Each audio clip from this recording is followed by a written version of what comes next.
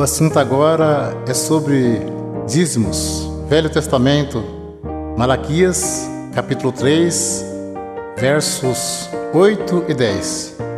Roubará o homem a Deus? Todavia vós me roubais e dizeis: em que te roubamos? Os dízimos e nas ofertas alçadas. Trazei todos os dízimos à casa do tesouro, para que haja mantimento na minha casa. E depois fazer prova de mim, diz o Senhor dos Exércitos, se eu não vos abrir as janelas do céu e não derramar sobre vós uma benção tal, que dela vos advenha a maior abastança. Alguém levava um animal perfeito e o sacerdote negociava o animal perfeito e sacrificava um animal imperfeito no lugar. Nisso que eles estavam roubando a Deus. Digo sempre, Deus não usa dinheiro. Coleta é para o próprio bem do povo de Deus. Se Deus não abrisse as janelas do céu e não mandasse chuva, a terra não produzia alimento. As tribos de Israel receberam herança, menos a tribo sacerdotal, que era a tribo dos levitas. Eles não receberam herança, então eles recebiam parte do dízimos para se manter. Por isso que dizia, trazer os dízimos para que haja mantimento na casa do tesouro. Não se tratava de dinheiro, mas de mantimento. Não há mais casa do tesouro. Jesus disse, minha casa é chamada por todas as nações casa de oração. Evangelho segundo Mateus, capítulo 10, versos 5 ao 10. Jesus enviou esses 12, ele ordenou dizendo, não ireis pelo caminho das gentes, nem entreis em cidade de samaritanos, mas ide diante as ovelhas perdidas da casa de Israel. E indo pregai, dizendo, é chegado o reino dos céus.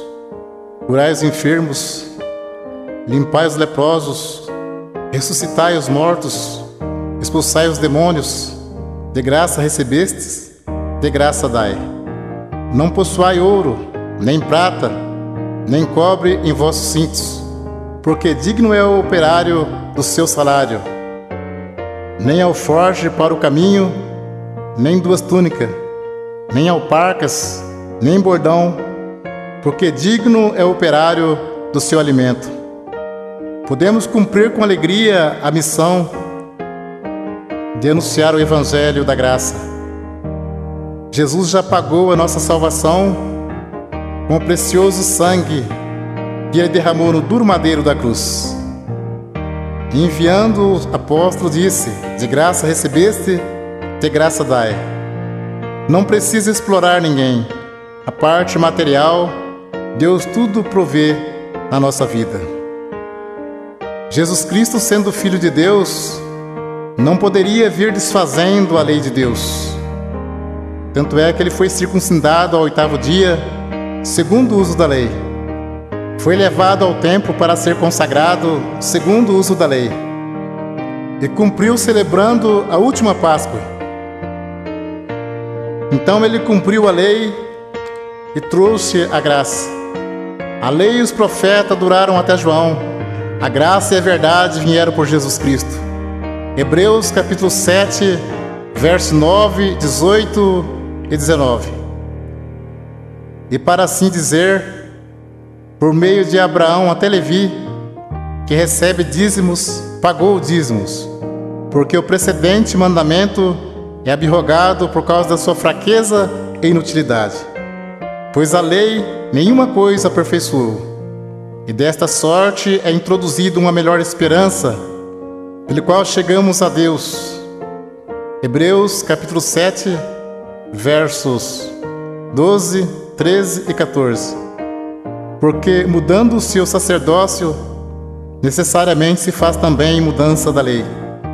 Porque aquele de quem essas coisas se dizem pertence a outra tribo, da qual ninguém serviu ao altar, visto ser manifesto que nosso Senhor procedeu de Judá, e concernente a esta tribo, nunca Moisés falou de sacerdócio, porque dele assim se testifica: tu és sacerdote eterno, segundo a ordem de Melquisedeque.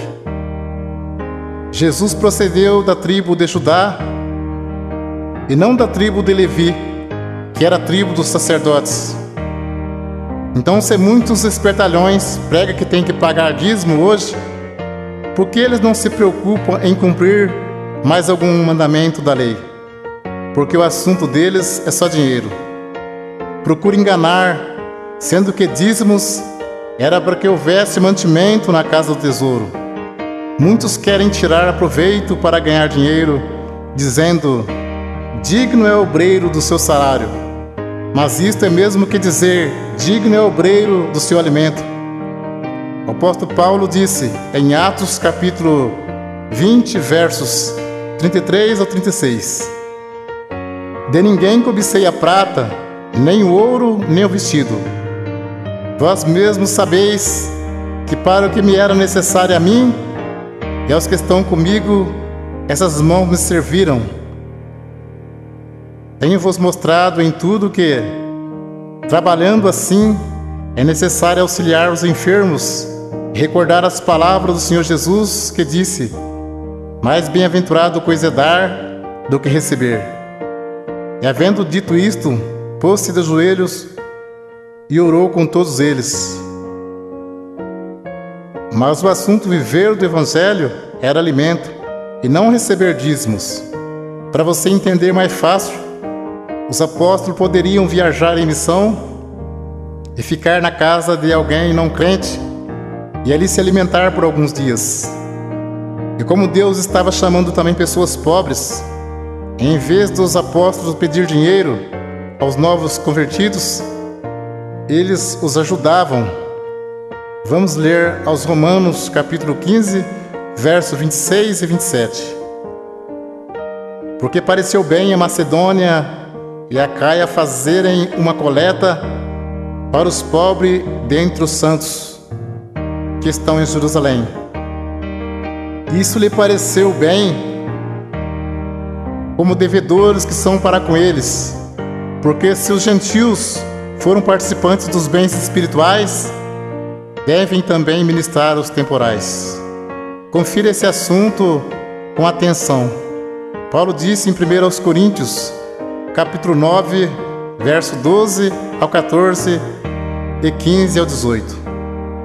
Se outros participam deste poder sobre vós, por que não mais justamente nós?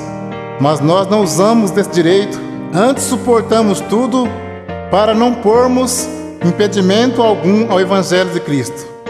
Não sabeis vós que os que administram o que é sagrado comem do que é do templo, e que os que de contínuo estão junto ao altar participam do altar? Assim ordenou também o Senhor aos que anunciam o Evangelho que vivam do Evangelho.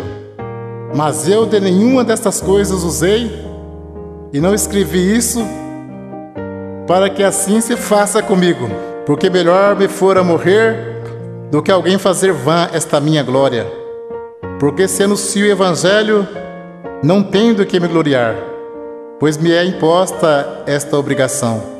E ai de mim se não anunciar o Evangelho. E por isso, se eu faço de boa mente, terei prêmio. Mas se de má vontade, apenas uma dispensação me é confiada. Logo, que prêmio tenho que, evangelizando, proponha de graça o Evangelho de Jesus Cristo, para não abusar do meu poder no Evangelho. E Paulo disse: outras igrejas despojei, deixando de receber salário, para vos anunciar de graça o Evangelho de Jesus Cristo.